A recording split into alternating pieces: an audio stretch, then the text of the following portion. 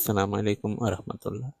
বন্ধুরা, রাসূলুল্লাহ সাল্লাল্লাহু আলাইহি ইসলাম 11 জন মানুষকে সৌভাগ্যবান বলেছেন। সেই 11 জনের মধ্যে আমি গত পর্বে 3টি উপস্থাপন করেছিলাম। এ পর্বে আরো 3টি উপস্থাপন করছি। যারা গত পর্ব দেখেননি তারা আমার ইউটিউব চ্যানেল এবং ফেসবুকে দেওয়া আছে, সেখান থেকে দেখে আসতে পারেন। ভিডিওতে একটি লাইক দিয়ে চলুন আজকে পর্বটি শুরু করা যায়।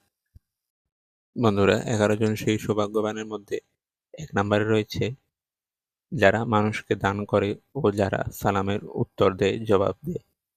সালামের উত্তর দেওয়া কিন্তু ওয়াজিব। 2 নম্বরে রয়েছে নামাজে বা জামাতে দাঁড়ানোর সময় যারা অন্য মানুষকে ঢোকার সুযোগ করে দেয়।